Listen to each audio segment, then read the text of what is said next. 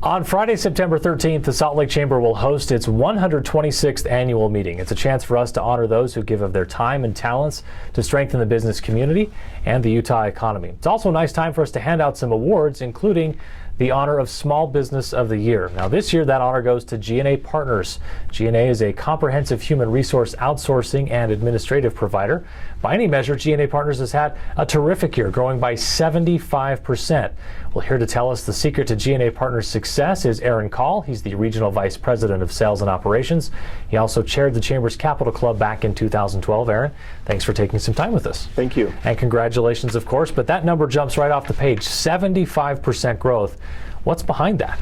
You know, we've found Utah to be a great place to do business.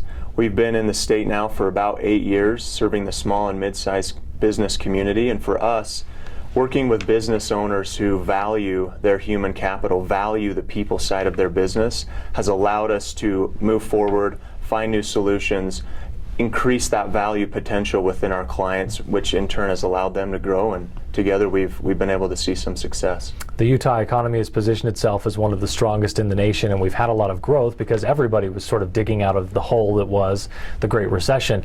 As there have been businesses that have started or gone from small businesses to mid-sized businesses, has that given you guys more opportunity, more people that you can work with? It has. Utah, as we know, is a great place for startup companies. There's a lot of entrepreneurial activity that's happening here.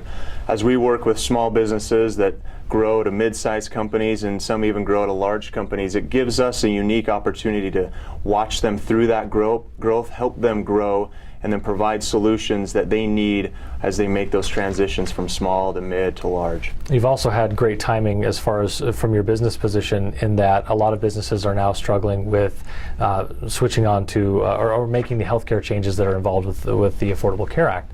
How much has that played into the growth? Do you have a lot of businesses that are concerned about that? Is that driving a lot of the growth? You know, healthcare is a big deal right now. Business owners are still uncertain as to how it's going to play out, and that, as we know, is a big driver in attracting and retaining good talent. And so that's certainly one of the challenges they face. The other challenge that goes along with that is, how do we find the best talent? As we know, big business usually has a corner on the best talent, so we help our small and mid-sized companies put solutions and strategies in place that allow them to attract that talent that will help them grow as well. As someone who runs a small business, I'm interested in what are the biggest challenges that you face as G&A Partners, some of your obstacles. Doesn't look like you've had much trouble with obstacles to growth, but what are those challenges that you face? Well, certainly, again, healthcare is a big issue right now. I think everybody is taking a step back and saying, how does that play into our long-term strategy? How do we make sure that our people feel like they're valued at our company and that they come to work every day feeling like their employer cares about them? But even beyond that, there's so many challenges to being an employer right now. From a compliance perspective, a regulation perspective, it's tough to be a business owner. So as G&A works with our clients, that's one of the things that we really focus on, is let's take those transactional, those regulatory elements off your plate. Let G&A do those for you so you can focus on that revenue side of your business. Aside from healthcare, being a business that works with a lot of these small and mid-sized businesses, taking healthcare maybe off the table, what other issues are you do you have brought up by your clients a lot? What are the biggest challenges they face? I think staffing is still a big issue. You know, as the economy turned back in 2007, 2008, certainly there was some downsizing in a lot of the businesses here locally. But as things have begun to rebound, they now have the need to rehire for those positions. Some have even grown beyond their 2007, 2008 size. So finding great talent is always going to be a very key issue for businesses. But I would say beyond that, there are always the issues of growth, regulation, all of those issues that you really can tie back to people. People are the biggest issue, and in Utah we have the luxury of having a wealth of great talent here. Mm-hmm. And fair to say that the Salt Lake Chamber has been sort of a mainstay in your business growth strategy. Mm-hmm. You guys have been very involved here from the beginning.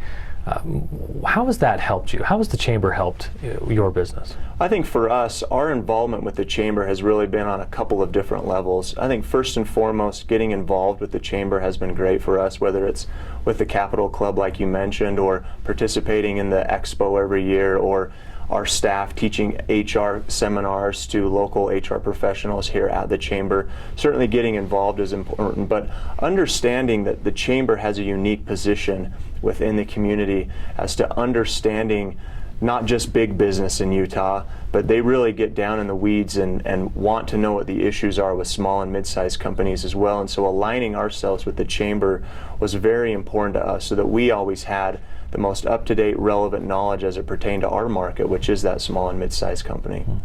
We've both mentioned the Capital Club now. That's the policy group we have here at the Chamber, some folks that are interested in political issues and how public policy impacts business in particular.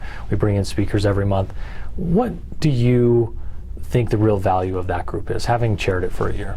You know, I think there's a lot of good things that come out of that group. First of all, the people are tremendous. You look around the room and you see some of the brightest minds in business, and so that in and of itself has real value to anybody who's participating, to have those connections, have those opportunities to network. But I would say beyond that, to really dig into those political and business issues and figure out how they really work together. I think too oftentimes politics and business are looked at in two separate arenas, and so I think the big advantage to me with the Capital Club is pulling those two things together and getting a lot of business people to understand the politics of how businesses run. I think is extremely valuable to not just us as individuals who participate, but to the business community as a whole.